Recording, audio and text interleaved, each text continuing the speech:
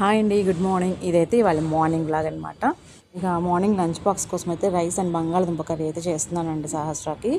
ఇవాళ అయితే నేను ఒక చిన్న టిప్ అయితే చెప్దాం అనుకుంటున్నాను అండి, నాకు తెలిసిన టిప్పు. ఈ టిప్ కూడా ఏంటంటే నాకు ప్రాబ్లం అంటే మా పాపకి ప్రాబ్లం ఉండడం వల్ల నేనైతే ఎంతో రీసెర్చ్ చేసి రీసెర్చ్ చేయడం అంటే నాకున్న నాలెడ్జ్తో ఇలా అయితే చేస్తున్నాను అనమాట. మీకు ఎవరికైనా తెలిస్తే స్కిప్ చేసేసేయండి ఈ టిప్ అనేది. తెలియకపోతే అంటే కొంతమంది గబక్కన ఐడియా రాదు కదండి, నాకు కూడా ఐడియా రాదు.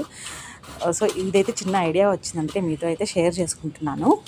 మా పెద్ద పాప సహస్రకైతే క్యావిటీస్ ప్రాబ్లం ఉందండి. ఎంత అవాయిడ్ చేస్తున్నాను chocolates and ice creams, but స్కూల్లో అయితే అవాయిడ్ చేయలేకపోతున్నాను. మాకు తెలియదు కదా, అక్కడ ఫ్రెండ్స్ ఇస్తుంటారు బర్త్డేస్ అని, అక్కడ తినేసి వస్తారు. ఎవరింటికన్నా గెస్ట్ ఇంటికి వెళ్తే వాళ్ళు చాక్లెట్స్ ఐస్ క్రీమ్స్ ఇస్తారు, వాళ్ళ ముందు మనం అరిచిన మాట వినరు, తినేస్తారు. ఎంత స్ట్రిక్ట్గా చెప్పినారు అయితే అవాయిడ్ చేయలేకపోతున్నామండి. తనకైతే క్యావిటీస్ ప్రాబ్లం వచ్చింది. ఒక్కొక్కసారి బాదం పప్పు తినలేకపోతుంది, ఒక్కోసారి అయితే తినేస్తుంది, ఒక్కోసారి తినలేకపోతుంది అనమాట. సో అందుకైతే నేను నానబెట్టిన ముందు రోజు నైట్ నానబెట్టుకున్నాను అండి బాదం పప్పు. ఆ బాదం పప్పును అయితే గ్రేట్ చేస్తున్నాను, తురిమేసుకొని. ఇదిగోండి ఇప్పుడు నేను చూపిస్తున్నాను కదా, ఇదైతే తాటి బెల్లం అండి, చాలా బాగుంటుంది అండ్ హెల్త్కి కూడా చాలా అంటే చాలా మంచిదండి. తురిమిన బాదం ఉంది కదండి, ఆ బాదంని ఒక బౌల్లో వేసుకొని ఒక స్పూన్ చాలంటే తాటి బెల్లము అది కలిపేసి తనకైతే మార్నింగ్ బ్రేక్ఫాస్ట్ ఇచ్చేస్తున్నానండి. మార్నింగ్ బ్రేక్ఫాస్ట్కి దోశతో పాటు ఒక చిన్న బాక్స్లో అయితే ఇలా పెట్టిస్తున్నానండి.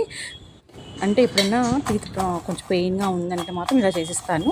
పెయిన్ లేనప్పుడు డైరెక్ట్ నానబెట్టిన బాదం పప్పు అయితే డైరెక్ట్గా తినేస్తుందండి. ఈ టిప్ అయితే చాలా యూజ్ అవుతుందన్నమాట నాకు. ఇంక మనం బాదం పప్పు అయితే పెట్టేయచ్చు స్కిప్ చేయకుండా. ఇదైతే నాకు చాలా బాగా 100కి 1000% నాకు చాలా యూజ్ అయిందండి. అందుకని మీతో కూడా షేర్ చేసుకోవాలనిపించింది. బాదం అండ్ తాటి బెల్లం కాంబినేషన్ కదా, చాలా హెల్దీ అండి, మీరు కూడా ఫాలో అవ్వండి.